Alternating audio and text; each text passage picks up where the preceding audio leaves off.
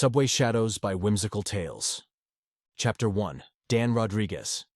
Dan Rodriguez, a seasoned mystery writer, had an unremarkable daily routine.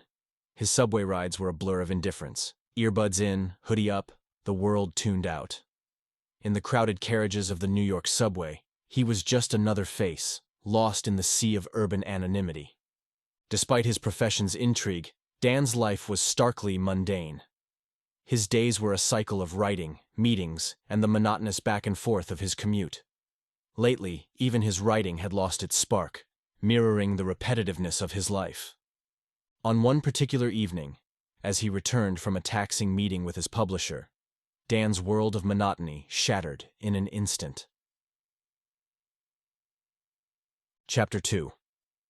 The Incident. The subway car was unusually crowded that evening. Dan, lost in his thoughts, hardly noticed the ebb and flow of passengers at each stop. But as the train screeched to a halt at 59th Street, something unusual caught his attention. A Middle Eastern man, eyes wide with terror, burst through the doors, knocking Dan to the ground in his frantic escape. Dan's headphones were yanked from his ears, and the world's noise came crashing in. He looked up, disoriented, as the man sprinted up the stairs, his desperate footsteps echoing through the station. Close on his heels were several other men, their faces hard and determined. The bystanders, including Dan, were momentarily stunned into silence. It was broken by the sharp crack of a gunshot. Dan's heart leaped into his throat. The Middle Eastern man stumbled on the staircase, a red bloom spreading across his back, and then he was out of sight. Panic ensued in the subway. People screamed and scattered, seeking cover. Dan, still on the ground, felt a strange weight in the front pocket of his hoodie. His hand trembling, he reached in and pulled out a small, wrapped package. It was about the size of a book, wrapped in plain brown paper, tied with string. Why was this in his pocket? Had the fleeing man slipped it there in the chaos? His mind raced with questions. The subway car had descended into mayhem, but Dan felt strangely detached. The package in his hands, the only thing entering him to the moment. As the crowd thinned and the sound of sirens approached, Dan knew he had to make a decision. Stay and explain the inexplicable to the authorities, or escape with the package and its unknown contents. Choosing the latter, Dan slipped through the dispersing crowd, his writer's curiosity piqued. This was no longer just another day. It was the beginning of something far more sinister. Chapter 3. The Package. Once safely away from the chaos of the subway station, Dan ducked into a dimly lit alley to inspect the mysterious package. His heart pounded against his ribs, a mix of fear and an almost guilty excitement. He carefully untied the string and peeled back the brown paper. Inside was a small ornate box made of dark wood, inlaid with intricate silver designs. Hesitating for a moment, Dan opened the box. Inside, nestled on a bed of black velvet, was an antique-looking key and a folded piece of paper. The key was old, its metal tarnished, evoking images of hidden doors and ancient secrets. The paper, when unfolded, revealed a hand-drawn map of New York City with several locations marked in red. Dan's mind raced. The map seemed to indicate a trail across the city, but to what end? And what was the significance of the key? Was this some sort of cryptic message or a plea for help? The writer in him was intrigued, his imagination already spinning stories, but the rational part of his brain screamed danger. He thought about going to the police, but something held him back. The urgency in the eyes of the Middle Eastern man, the relentless pursuit by his attackers, and now this mysterious package. It all felt like a puzzle meant for him. Dan couldn't shake off the feeling that he was somehow chosen to unravel this mystery. With a deep breath, he pocketed the key and map, his decision made. He would follow the trail. Perhaps it was recklessness, or perhaps it was the dormant thrill-seeker in him awaking. But Dan couldn't ignore the call of the mystery. He stepped out of the alley, a sense of purpose replacing the monotony of his daily life. Chapter 4. The Pursuit.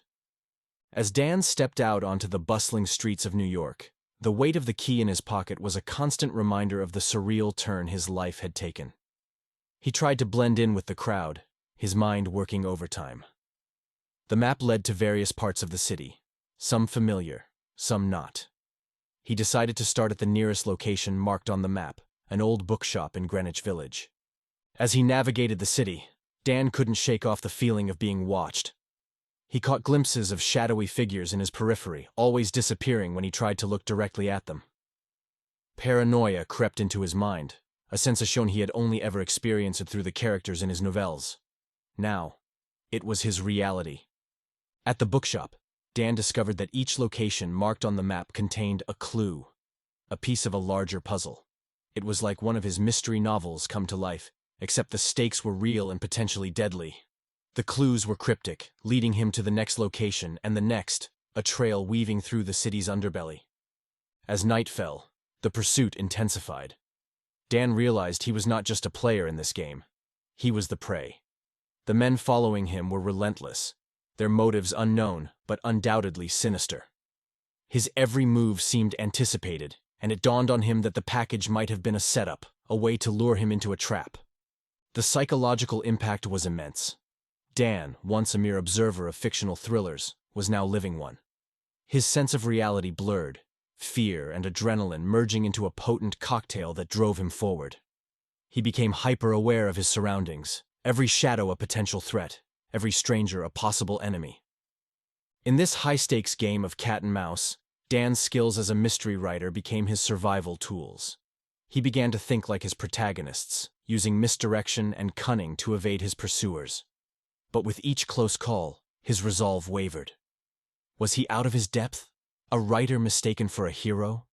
Despite his fear, Dan pushed on, driven by the need to solve the mystery and save himself. The night turned into a labyrinth of narrow alleys, obscure landmarks, and close escapes.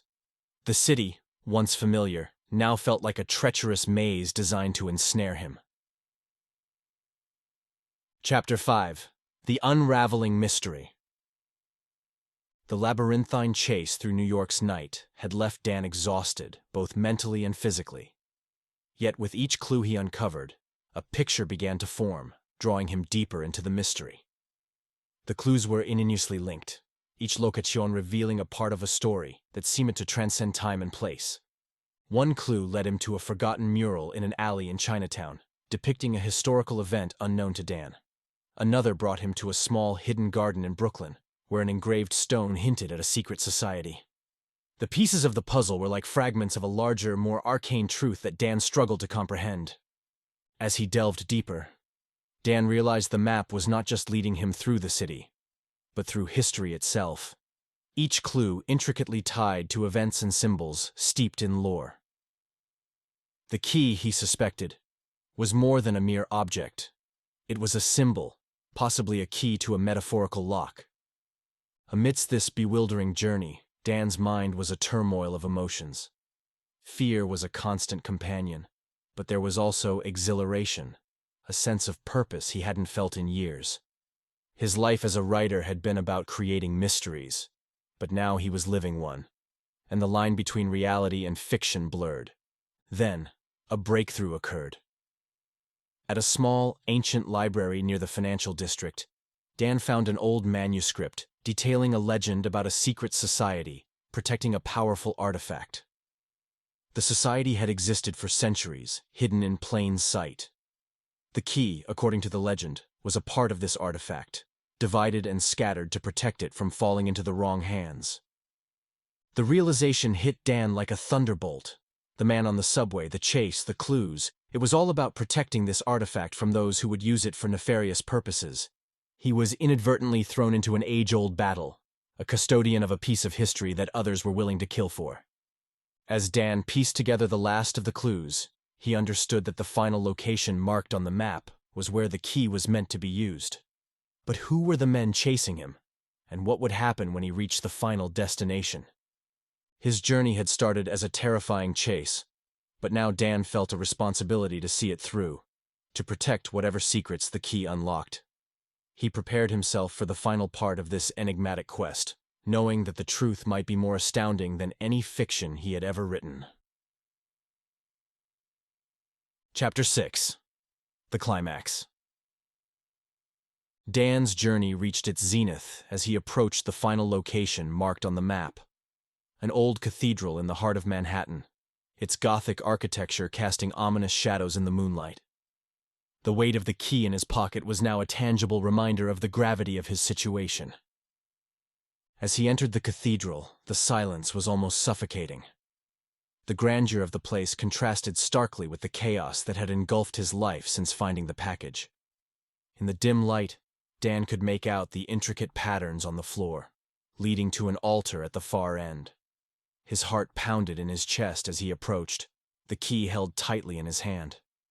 Suddenly, the silence was shattered. The men who had been pursuing him emerged from the shadows, their intentions clear in their menacing advance. Dan realized that there was no more running. The mystery would either be solved here, or be his undoing. With a surge of adrenaline, he raced to the altar, finding a hidden compartment that matched the key. Inserting it, he turned it with a trembling hand. A secret panel opened, revealing a small, ancient artifact glowing with an eerie light. It was clear now. This was what they were after. But before Dan could react further, the leader of the pursuers, a man with cold, calculating eyes, stepped forward. He revealed the truth in a chilling tale. They were descendants of the secret society, turned corrupt, seeking the artifact to harness its rumored powers for control and domination. In a desperate move, Dan grabbed the artifact, feeling an unexpected surge of energy.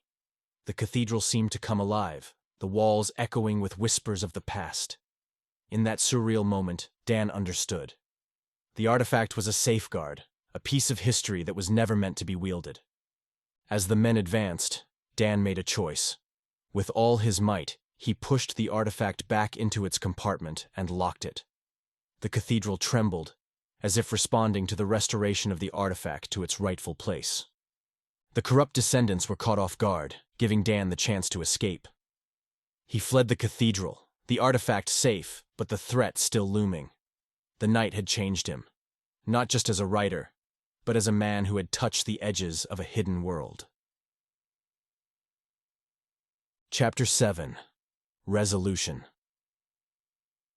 In the aftermath of that night, Dan Rodriguez found himself a changed man. He had walked through the shadows of a world he never knew existed, brushing against secrets as old as time itself. The ordinary streets of New York now whispered stories of hidden battles and ancient mysteries.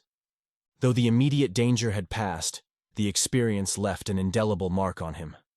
He couldn't return to the mundane life he had led.